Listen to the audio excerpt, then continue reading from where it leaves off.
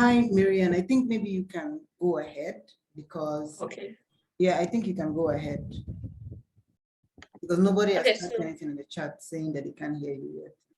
Oh, okay. So the next part I'll be moving to be the subject areas you can apply to.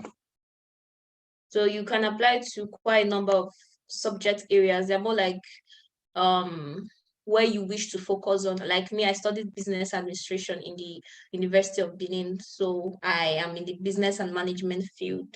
But I could decide to go into politics. So you have business and management, you have biology, you have politics and international studies, you have computer and data science, you have neuroscience and psychology, you have mathematics and artificial intelligence, physical sciences, education, economics and econometrics, earth sciences, chemistry and material science, clinical medicine, public health. So you also have linguistics and finally engineering. So you can decide to apply to any of these fields. You can even apply to more than one. I know quite a number of people that apply to business and management field. They also apply to politics. They also apply to neuroscience and psychology. So I think you can apply to like about 2 to 3 other subject areas. So I'm not so sure about the current, like how many subject areas you can currently apply to. But once you are selecting the subject area when applying, if they allow you to pick more, that means it's fine. You can pick more. So you can pick as much subject areas as you like. So that is it for the department or field you can apply to. Then now I'll be taking you to the universities.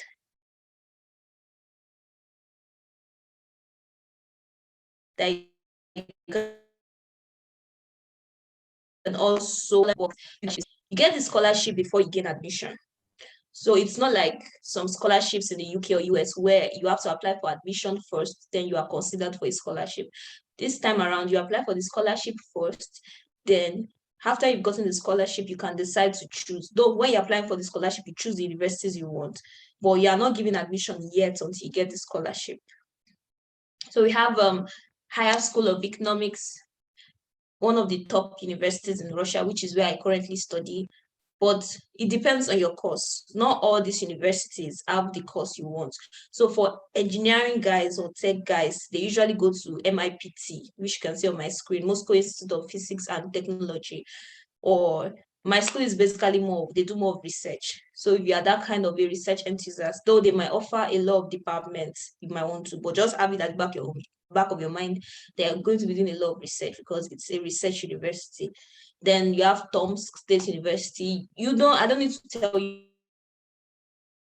much about these universities. On your own, your free time, you can just go and take a look at all these universities. There are links to these universities.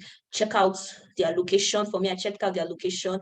I checked if they offer courses. Some courses they offer, your courses they offer in English, because I can't do a course in Russian. My course is currently in English. Unless you're maybe a language enthusiast and you want to learn a new language. Then just read up about the universities and check which one you really like. I won't tell you to go for my school because everyone will always tell you my school is the best, but you choose the one that fits you more. So that's it for the universities that you can apply to.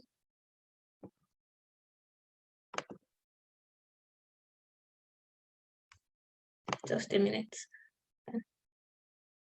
So like I said before, I explained this rounds for you. These are the various tracks. Like I said, you have 2 tracks for master's students and 3 tracks for PhD students. Now, I'm going to show you the rules of the scholarship. Though it's a lot, at your free time, I think you can just download this PDF and take a look at the rules and regulations guiding the application. Now, I'm going to move at how do you apply for this scholarship. You can see on my screen this participate button. Once you click on the participate button, it asks you to register as a participant. You choose your language, obviously English. You choose the country you come from, your name, just your biodata and your birthday, everything. I think this is self-explanatory. Then here you choose your subject area. You can choose as much as possible. So they said you should choose at least one subject area. And they said, yes, this is where it works. Once you choose one subject, you're wondering, I thought I said I could choose about 3 subject areas, but once I pick one, yeah, how do I do that? So even if it allows you to pick just one, yeah, you can choose more. Even after you've submitted, you can go to your profile and add more subject track areas. I know some people that applied for about 2 or 3 subject areas and they got about 2. They just had to choose one from it. Yeah, so basically when you go through, you register as a participant, you get an email in your inbox telling you to verify your email. And once you verify, it takes you to your profile. I would have logged into my own personal profile, but I doubt that, because once your application is over, the system is cleared and they make space for new applicants. So I can't log in. So I would have showed you the way the profile looks like. But I'll try to see if, because I created a dummy, if it works. If it works, let me try. Incorrect.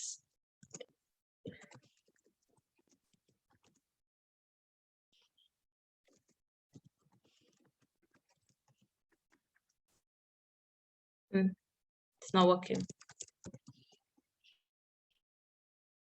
Sorry, I forgot my password or something. What if you forget your password? Can't you like say that you forgot your password? You can, but I created a dummy account with my brother's email. Oh, okay. And I no longer have access to that email. So once I forget the password, I've forgotten the password. And for my own personal account, I don't have an account anymore. Once you've been admitted to the university, they delete your account and make space for the new applicants. Okay, that makes sense. Unless there's a way I can create, like, maybe if you have an email address or something, I could just use to create an account and show them. Yes, that would be the only way. Okay. Do we use the Flourish Opportunities Network email? Oh, okay.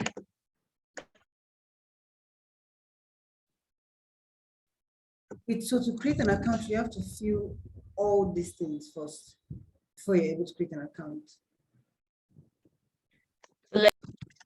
Let us.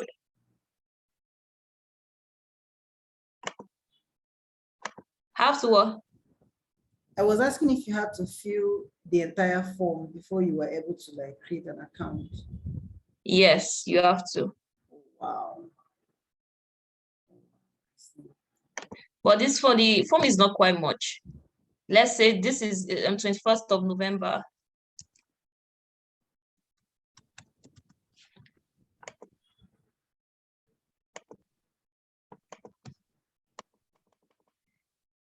What's wrong with this? Why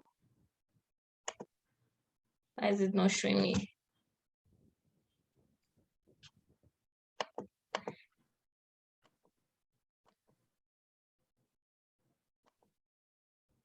It's not showing me. Let me try and reload my page.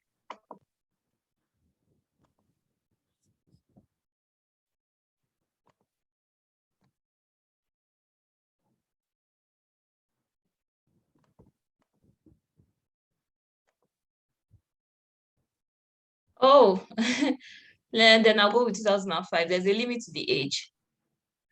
Then let's use November 21.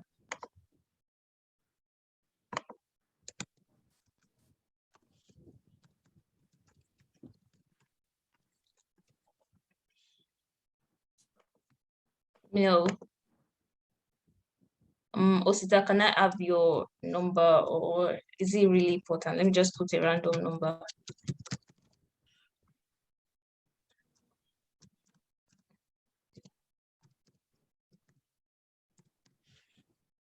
Okay. Then the email address. Flourish Opportunities Network at gmail.com.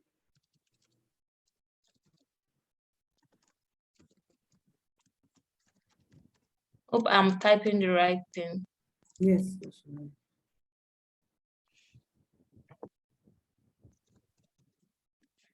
So I use Flourish as the password. Business and management, master's degree. I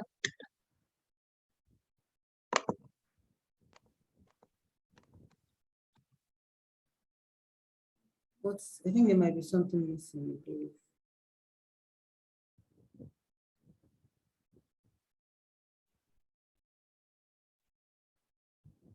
Password must contain at least 6 characters.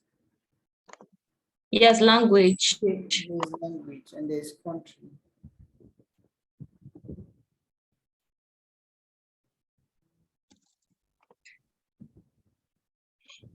So they'll send you an email address now. You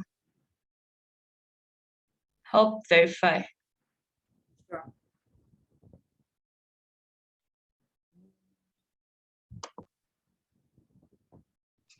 Okay, I've seen the email. So I'm just going to click the link and to allow you to log in, right? Yeah, then when you log in, I'll have to log in, yes, sir. So I've verified. Okay.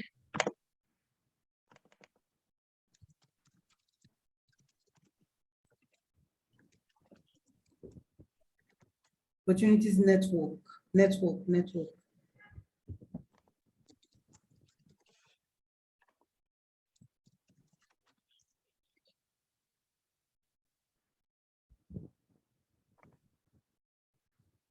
All right. So once you log in, you are taken to your personal profile.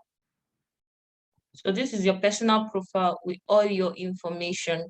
So the next thing you have to do is, this first stage is more about building your portfolio. So you remember when I said you can add more subject areas. So this is the area where you add more. You can just add membership profile or whatever area you want to add here. So you can add more subject areas here. Then this is something new, entrance testing. I didn't do entrance testing during my time. So they just introduced it this year. This entrance test is more like a mini test you take. It's based on your subject area. So if you, I can't really tell you about the kind of questions to expect in other subject areas aside mine. For my field, business and management, you should obviously be expecting questions related to business. Like they could ask you what's NPV. I think this is even for people that have taken this. This is more like a OBJ questions. So you are allowed to take the test for like 5 times. So you have 5 attempts to pass.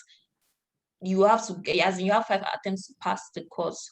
So, and the pass mark is 5, meaning they are going to give you about, whatever they are going to give you be graded over 10. So for you to pass, you need to get 5. Me, I don't take this test, but deep down in my mind, they are adding it to your portfolio. So if you get 5, I advise you to try and you have more than 1 attempt, but try and get the highest of the highest score. I can't really say for sure if it will be added to your portfolio, but just to be on the safe side. So the highest, if they decide to add the score to your portfolio, it's to boost it up. But I don't really do that. Oh, it's just okay. You're just taking the test to make sure you know that you know something about your subject area before applying. Or they could, because we're Russians and they can change their minds at any minute. So they could decide to add it to your portfolio. Just make sure you have the best. And we took the test. He got a 5 at first. We took the test. It got about. So that's it for this test. Then, if you also want to get information on the kind of questions they said, you can check under. I will confirm this towards the end, somewhere around profiles or tracks. Between these two, I think it should be tracks. There is a demo version of the way their tests look like. So I'll show you that when I'm done with explaining this session. Then after that, you fill in your education. If you've done your bachelor's degree, you fill it here. If you've done a master's and you're applying for PhD, you fill it in this session. Also pick your universities. I showed you the profiles where before coming here, you should have done your research on the universities you want to attend. So you can choose up to 6 universities. But when I was doing mine, I chose only 3 because I was not interested in the others. I picked 3. I've never been a feeling with lots of universities. Even during my jam, I picked just one university, one I'm interested in. So it's up to you, but you can choose 1 to 6 universities. Now, this is the important part where you fill in your actual portfolio. This is what will determine if you will be successful in this stage. Trust me, I think when I applied for mine, over 1,000 people were shortlisted in my subject area for the first stage. And I know a lot of people, if they shortlist that amount of people, it means, imagine number. The way it works is, let this stuff load. I don't know what's wrong. The way it works is, a portfolio is where you upload your motivation letter, you upload your transcript, you upload your if you work or whatever it is, it asks you to upload. It's more like where you upload different documents. Why is this thing not loading?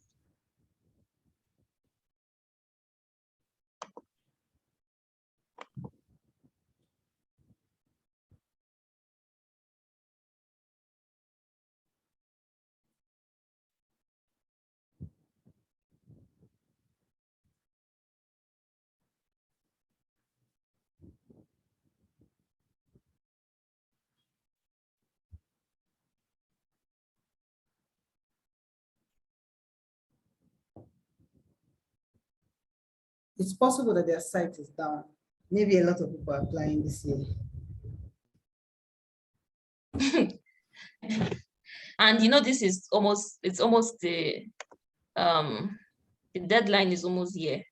It's just in about, let me say, almost 2 weeks and about 4 days.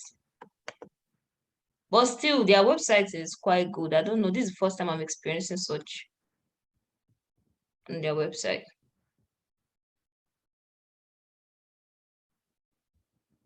Okay, but apart from the profile, there's a portfolio. Are there still other things that you have to do? I saw something about the motivation letter, something in the beginning of the platform that you were showing us. So how does the motivation letter work? Because they said something like that. I need the portfolio to actually open to explain that. Okay. Okay. So because it lists every single thing you're going to upload. I don't know if you can try opening it from your end, if it will go.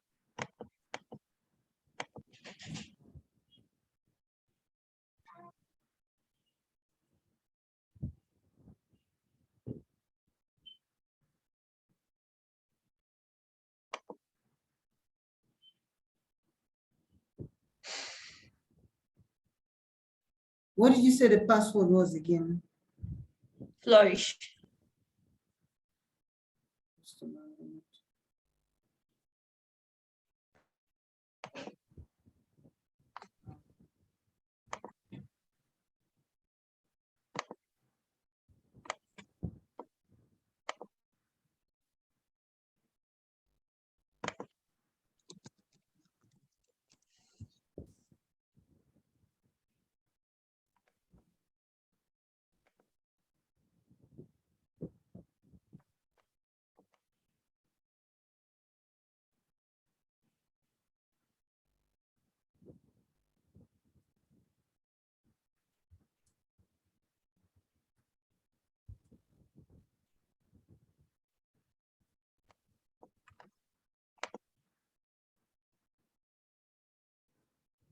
Was there a capital letter in the Flourish, or was it all small letter?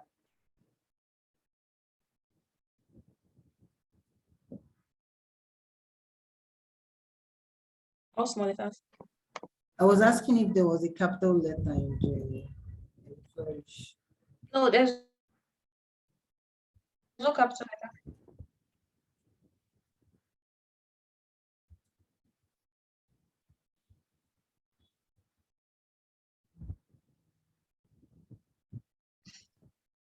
Okay, let's see.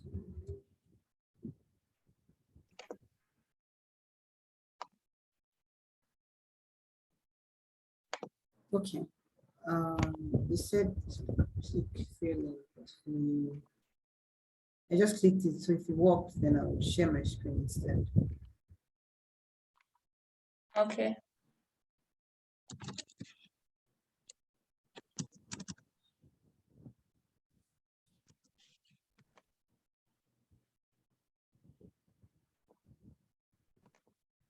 Oh, I think it's a general thing. Maybe their site's having some challenges.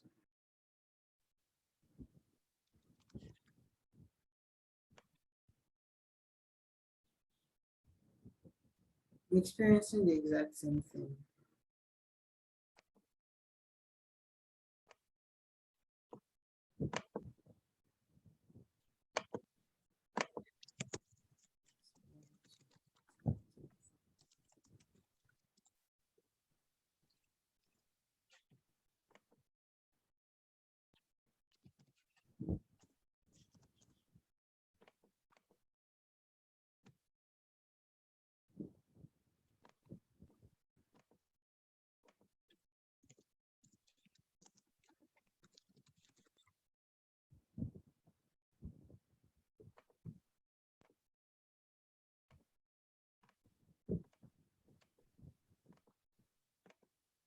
So all you're required to put up in your education documents is just the degree. Do you have to put your transcript?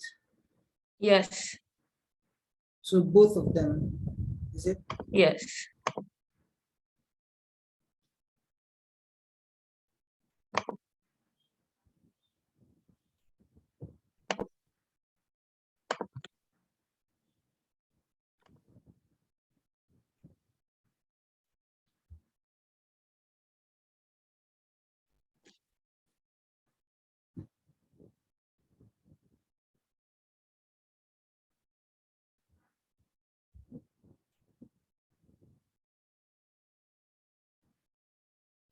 So I think I'm going to look for a video or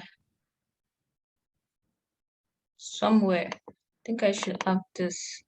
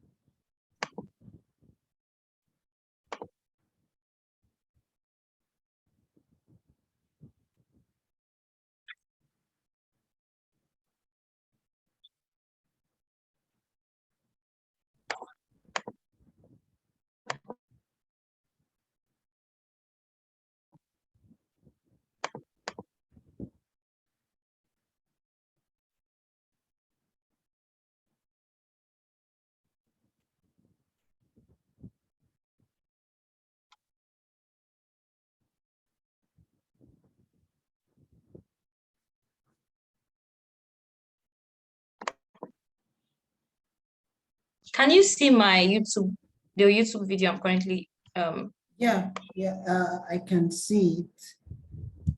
I mean, guys, if you can see it, maybe you should just type something in the chat box.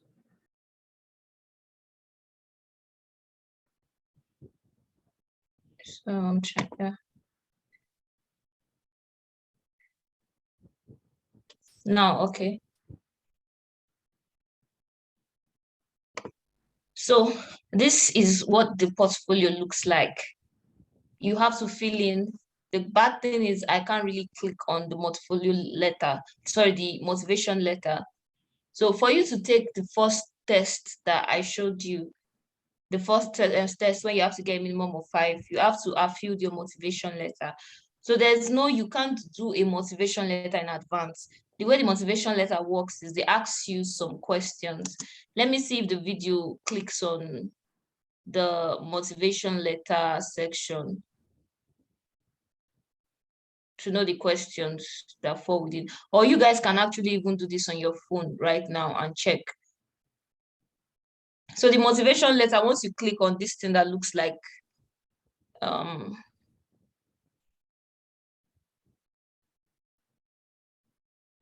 let me see if the video moves to that direction.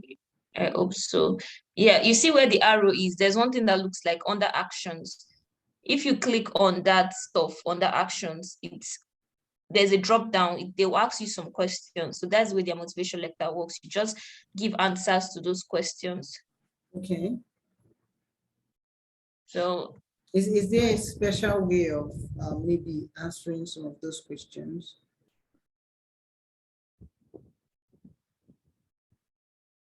there's actually no special way. Let me try to check my phone. I think someone has dropped the kind of question.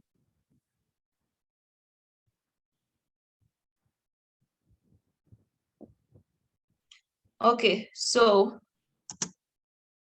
I think the first question is your research interest. So I don't know, this country has a thing for research. So the first thing they will ask you is your research interest. So our interest, like when it comes to research, why are you, have you done any research in the past? Like what was the research topic? What was your aim of doing the research? What did you accomplish from doing the research? So based on me, I did research in undergraduate days. That's the only research I've done as when I applied, when I was in my bachelor's, your final bachelor, the project you have, your research project you have to work on. So you just tell them about the reason why you were interested in doing the research. Then that is because your school says you should do research, that you're not still doing research. At least to some extent, you say, oh, because I wanted to solve problems. Research is more about getting information or doing experiments to get information so as to solve problems. You decide to take up a research in your undergraduate days.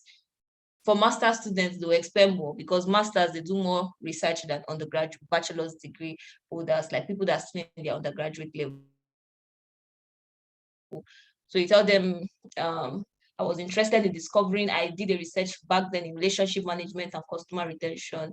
When I was a child, I went to a lot of banks and I found out that they didn't treat their customers right. They didn't know this, blah, blah, blah, all those kind of stories, the problem you identified.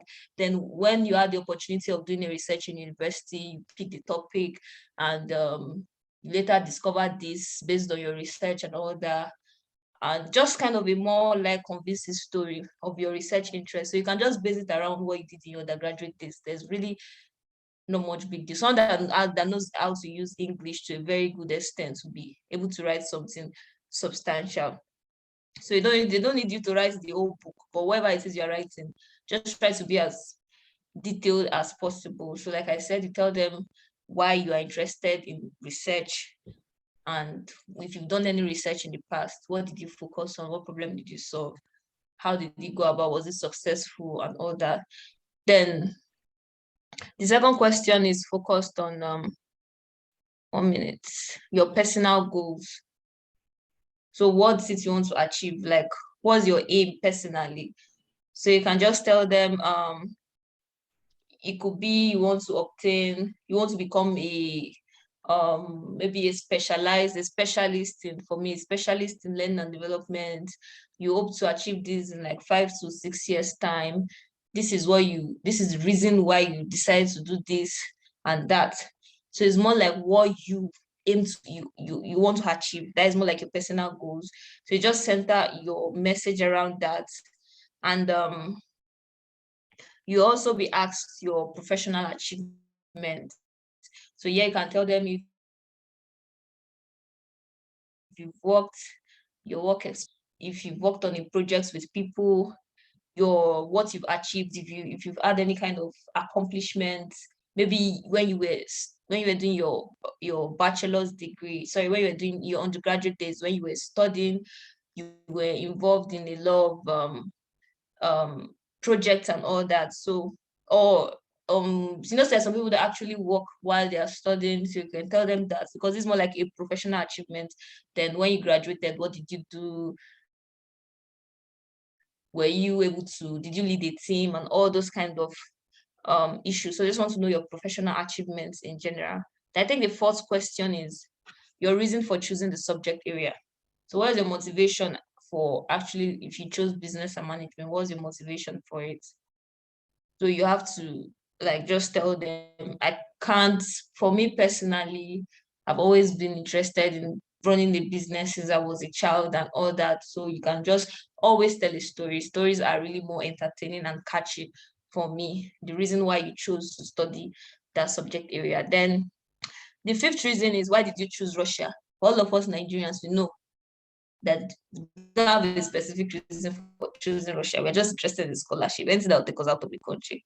So we just have to blow their mind. Deep down, oh, I'm just here for the scholarship. But it does not mean you tell them you're here for the scholarship. You just tell them, Russia is a very good country, known for its great educational achievements. We love outstanding universities, and if you've chosen just one university, you can tell them you chose this university in Russia because it's a well-known university for research, like my university, which aims to provide solutions to problems. So you just look for a lot of sweet talks and all that. They just want to know why you're studying in Russia and all that. So basically, I think those are the 5 questions they will tell you to tell them about your research interest, your personal goals, your professional achievements, your reason for choosing that subject area, and the reason for choosing Russia. Then that's it for your motivation letter. Then you're asked. Sorry, go back. So then you are asked on this to yes. So you're asked to upload your academic transcript stroke record book, but what we have here is academic transcript. So you have to upload your transcript, and please, you can just ignore the Russian language proficiency and the English language proficiency, unless you have maybe IELTS or TOEFL or whatever. You can upload it, but you can see there's no grade for it, so it's not really important. If you did do a very good job with your motivation letter, you get a 10. So for the portfolio, you are graded over 100. Anything you upload, there's a score for it. So if your motivation letter is good, you get a 10. If your academic transcript, maybe you're a first-class student, you get a high score. You know how it works. The better your results, the better the score in this aspect. Then you're asked to upload other achievements. So under the other achievements, you have things like articles you've published in a journal, report at a conference. I know some of you might know about these things. Patent for an invention, online study courses, published books, and other publications, awards. So my advice for you is that for those of you that don't really have most of these things, I think there's something like an online course. You can just quickly take a course online, maybe on Coursera or some of those websites that offer free courses, and quickly upload them here. Then when it comes to publications, you can just upload. If you still have your research work from your university, you can upload it here. After all, it's yours. You did the research, it's your publication. So you can upload it under publications. Then if you have awards for participating in competition, you can. But I think what most people have is work experience. You upload your proof, maybe your ID card or your offer letter or something to prove that you currently work. Then participation in projects, no big deal. If you are working, you would have done a lot of tasks in your company. Maybe for me, I worked with in the HR department, learning and development. So we did an LMS. So I just took a screenshot of the LMS, and I just wrote on the description and all that I was in charge of developing the LMS and all that. I uploaded it. They gave me my score for it. Then you can also other awards and certificates. You have other kinds of things you've done that they've given you different certificates. Just upload as much as you can. Just upload everything you have here. Don't even leave out anything. Any awards you've gotten, just upload every single thing. Yeah, you're just trying to get as much score as possible, because this is a huge competition. The way it works, the people are shortlisted. Let's say the first round of people are shortlisted according to score. So if they release the list, you see number 1, the person that his name is actually on is listed on as the first person. That means the score was the highest in the portfolio. So you are ranked according to your score. So the higher your score, the higher your chances of being shortlisted for the first round. So you just need to make sure you get as much of this as possible. So articles published in a journal, this could, yeah, this is where you upload your project from your university, report at a conference. I doubt most people have this. Patent for an invention, some people could, but I doubt a lot of people have this. Then your online study course, like I said, you can quickly go and do some online courses as much as possible. Just try and populate this session as much as possible. Yes. So once you are done with this session, you will be graded. So I think as a last year, I got 69, I think so. Yeah, 69 over 100, and I was number 13 on the list. So it depends. That means I was 13 out of 1,500 people in my subject area. So you can see what that's in a Nigerian university. If you get 69, that is a B. But yes, 69 is, so you can see it just depends on how high people score that year. So there are some people that if the year you apply, people are getting 190. So that reduces the chances. So that is for this session. So when you are done with applying to this, or you've actually uploaded everything and you are saved, when you are shortlisted, you move to the second stage. Second stage is where you take a test. Now let me go back to sharing to my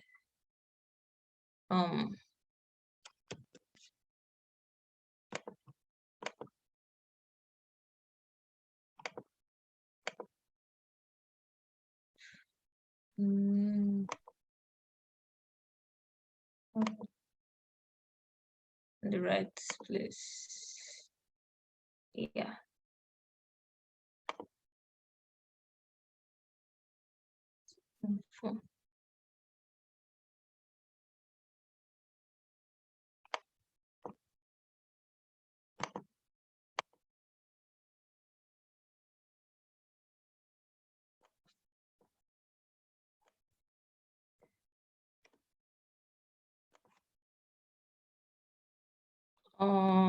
Yeah. Tracks. This should be it. No, sorry. Subject areas. Where are you?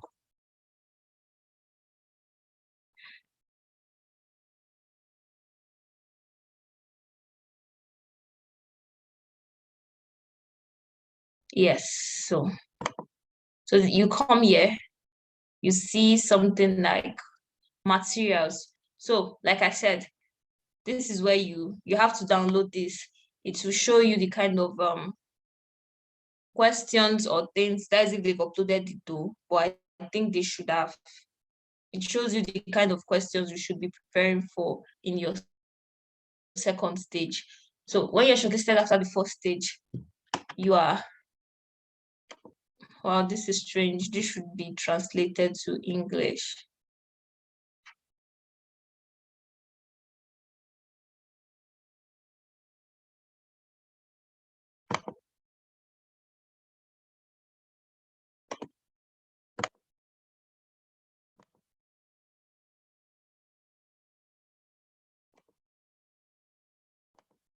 I don't know why this thing is still showing in their language. So it should be translated to English. I think the last time I checked, it was in English.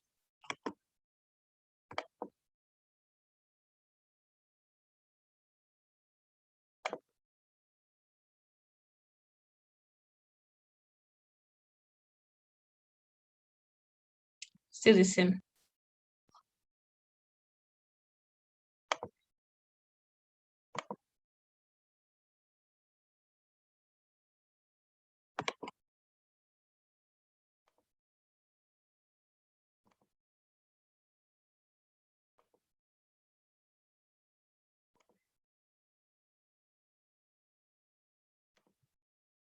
Still not changing. I think they're having a lot of issues this night. Then yeah, so this whenever I think if you guys try and look at it, this demo version of that is going to show you kind of questions they ask you. So in the second stage, you're writing an exam, they give you some time to study. So, yeah. So they give you some time to study. You are given these materials to read. They tell you books you can download to study. So these books, you just go through them. They could throw questions from any section. I think when I was writing, we asked 10 questions in general, two OBJ, two German. Sorry, when I mean German, we always call fond of calling it that. Open questions where you have to fill in the gap. So you're asked like 2 or 3 OBJs, you're asked like some fill in the gap questions, then you're asked some calculations. So I think I was asked to, based on business and management, I was asked to calculate things like MPV, some kind of long calculations. Some people are lucky, they get the same questions that were in the demo version of task. So all you have to do is just study the materials they give to you. If you've studied it, you don't have a problem answering their questions. And people that choose about 3 subject areas, you write exams for these 3 subject areas. So it's not like one exam is going to cover it for all. No, you write the 3 exams for the 3 subject areas. Then, yes, at least I forget. Under the subject areas, you have the departments you can specialize in. So for this year, I think there was a change in my business and management because I can't see the course I chose yet. Now there are extras. So there's management, there's personnel management, there's different, so it changes. I think it changes every year. You see, these are the areas you can specialize in for this subject area. So you can just go through this in your free time. Then for PhD students, you have your interview plan there. They tell you what you need to plan for your interviews. So in general, you complete your portfolio, you get shortlisted. You are given the move to the second stage, you are asked to prepare for your test. So on the day of the test, trust me, you can't cheat because you are proctored. You use something called exams. They are watching you, you cheat, you are disqualified. These people are damn strict when it comes to their exams. So it's better to write what you know than to say you want to cheat. They'll just catch you and that's it. They record everything on your screen. They do a video of you. So it's just like a one-on-one exam that you're writing. And like I said, this stage is still dependent on how high other people score. So if more people fail, the higher your chances. The more people pass, the lower your chances. The way I think the way normal university admission works, if they are bent on picking just 100 people, so it's the highest scorers, the best of the best they choose. So it depends on the overall performance. Yeah, so then after the second stage, they announce the winners, and for PhD students, they still have an additional interview. So I believe that should be all you really need to know about this scholarship. For me, this is one of the easiest scholarships to apply for compared to a whole of others where you have very complicated processes. If you guys have any question, you are free to ask me now.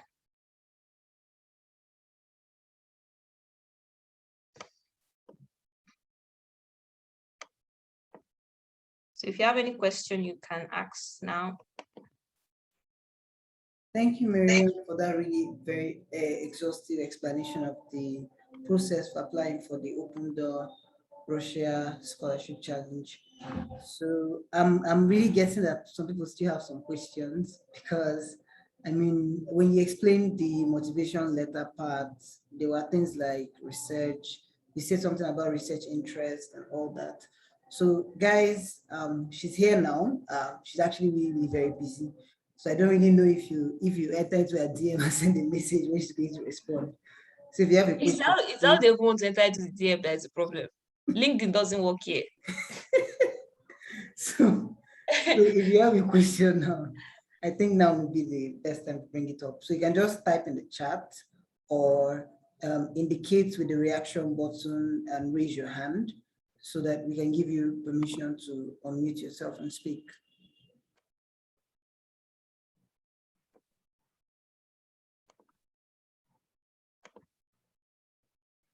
Hi, Jonathan. You've been here listening for the past 30 minutes. Do you have any questions on what she has said so far?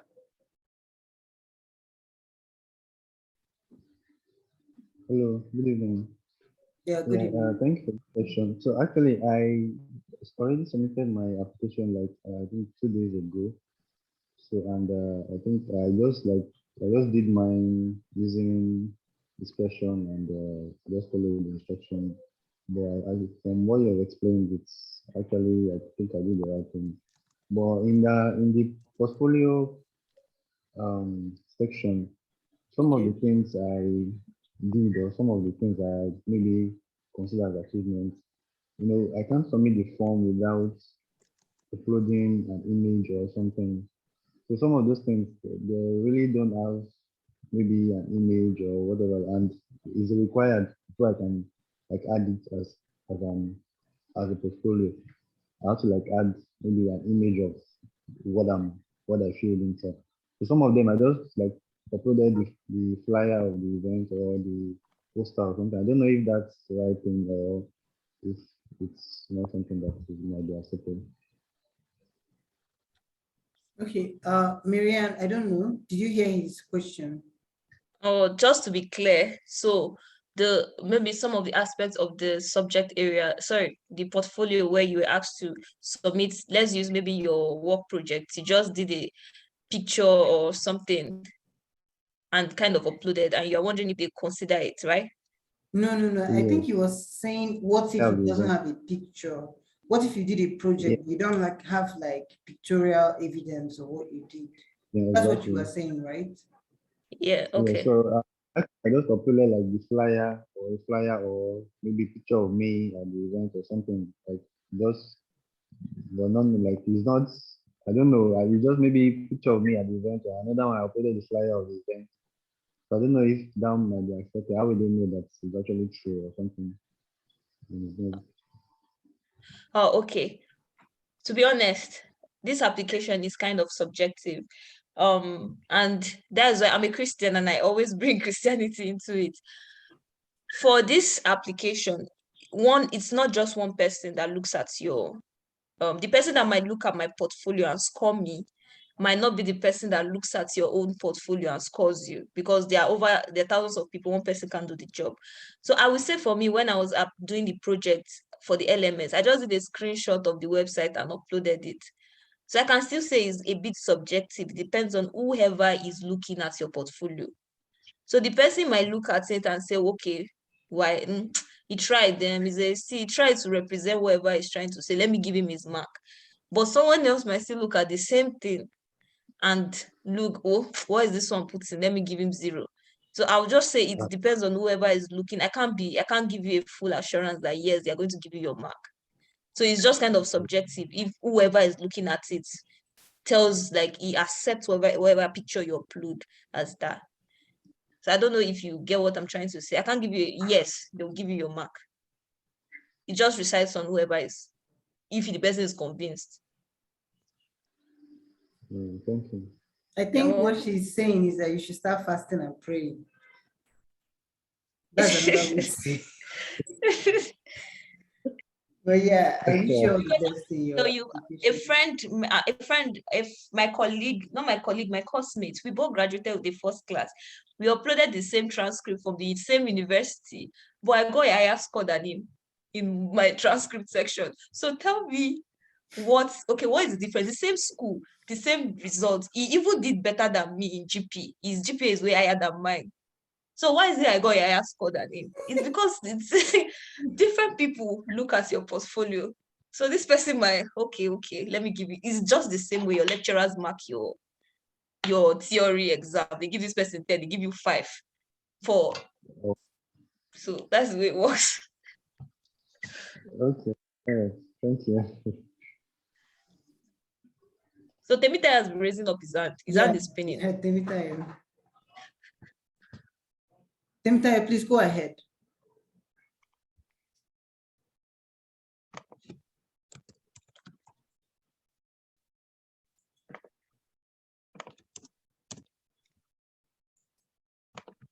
Hello, Temitayo.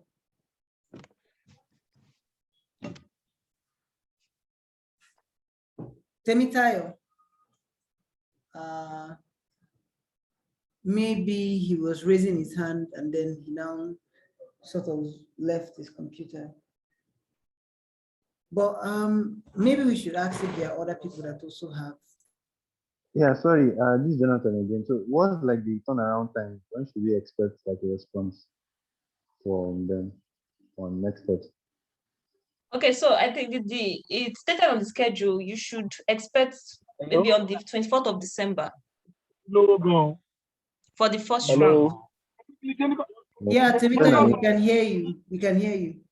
Please, can I get the video of this? I just joined. I got the link very late. Please. Yes. The session is currently. I said the session is currently being recorded, so we would upload it on YouTube so that you can access. Thank you. On YouTube. Okay, and you share the link to YouTube Yes. because I'm in the car now. Yes. All right. Thank you. Thank you. All right. Thank you, Temitayo, for asking that question. So, Okweyemi, I don't know if I'm pronouncing the name correctly, but you've been here a while. So do you have any question about the process that Miriam just described? Or have you started your own application? Okay, there's a question on the chat, but go ahead, sir. Go ahead. Okay, good evening, everyone. Yeah, I must say that the section has been really informative, and I think from the explanation, I forgot one or two things. But I think the program, did they have like STEM programs, like a lot of, because I've tried to check out, I've only saw data science and one other program like that. So I don't know if they have like STEM programs that are more related to science programs. Do you get my question, sir? Yeah, I got your question. If you have areas related STEM, yes, STEM. I think so. I'm not much of a STEM person, but I know a lot of people in that field that work in this course. I'm saying something like engineering and technology. I'm saying something like let me see. I think let me see. I'm just trying to go through the subject areas.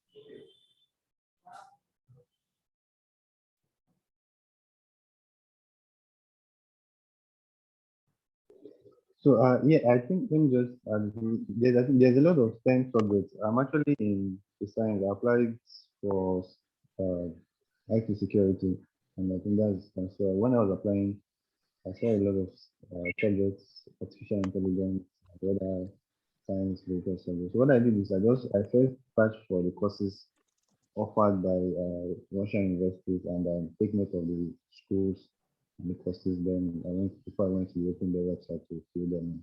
So that's what I did. Yeah, so because I know a lot of people that are studying tech inclined courses, but they usually go to MIPT. That is a university for tech related. So I think there are a lot of STEM courses, like you said.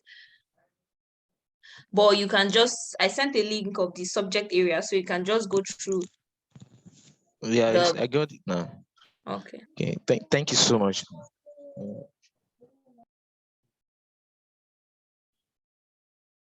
All right, thank you for that question. I hope she was able to throw more clarity around it. Okay, so Chinedu is asking about UK admissions. Currently, as someone I know, to be honest, to get a UK scholarship, you need to rely possibly on the Nigerian government scholarship, which I don't really know if it's currently open, the Commonwealth or this what do they call this scholarship? Chevening. Yeah, Chevening. Yes, I think these are the basic government scholarships that people apply for to get full UK scholarships. So Commonwealth, Chevening, Nigerian government itself. I think there's a session in Nigerian government where they allow you go to the UK to also study. But I know there are also other ways you can get scholarships in UK. You can look for professors So you can go to whichever school you've gotten admission for, look for professors in that field, get their emails and see if they are research inclined professors, because not all professors are.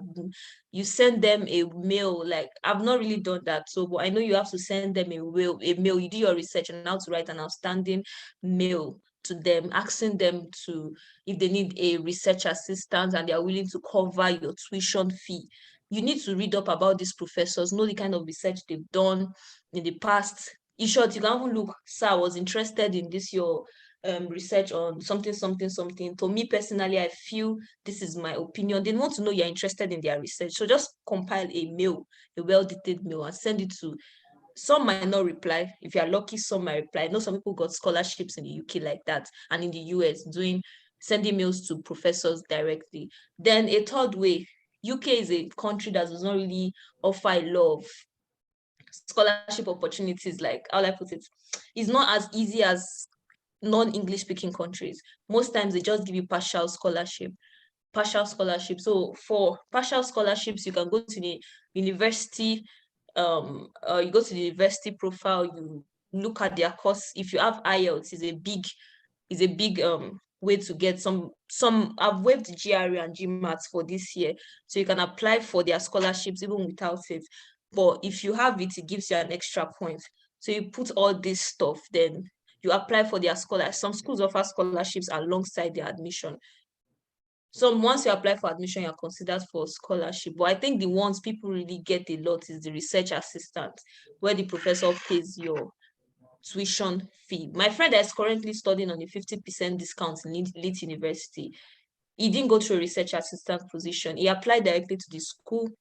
Then when it comes to there was a session where you can choose if you wanted scholarship, Leeds University. Then he wrote a very he applied. He also did IELTS, and I think basically that was what he wrote a lot of mails to them that he needs a scholarship and all that. They gave him a 50% discount, and he didn't put his eggs in one basket. He applied to a couple of universities too. So I think that's it. UK is quite difficult to get a full scholarship though, to be honest with you, but it's very possible. Well, I'm very sure for the States, a lot of people get based on research assistance. That's the easiest way to get. And Nigerian government scholarship is, everyone knows that it's not fair. They'll put my sisters and my uncles' people in the scholarship, though there are still spaces for people based on merit. So let's assume they wanted to take 100 people. They reserve like 60 for their uncles. You now have to fight, 1 million people now have to fight for the remaining 40. So it's not fair. And Chevney is another difficult scholarship. For me, I didn't apply for Chevney and Commonwealth because you have to come back to your country after your graduation. And everybody knows people that are going to UK don't want to come back to this country. So that something is now compelling you to come back. So that's why I took my hands off. I didn't even bother applying for Chevney or Commonwealth. I don't know if I've tried as much to give you the information I have on that aspect. Yeah. I really don't think a lot of people want to come back. Although at Flourish And for me, Network, we are of the opinion that it's Africans that are going to make Africa great again. While there's always migration, I mean, people leave, even people in the US go to Australia and other different countries. The rate at which young people want to leave their African countries is not sustainable for African development. Majority of our medical professionals are leaving en masse from Nigeria, Ghana, and other African countries. So this makes it difficult to even grow the health sector because we don't have capacity. All the best hands have left. So we think that it's great to go get an education abroad so that you can like broaden your horizon, maybe apply and maybe you're working remotely and you're probably earning in dollars. But we still ultimately think that we can't fix Nigeria by running away from Nigeria. But that's a very unpopular opinion.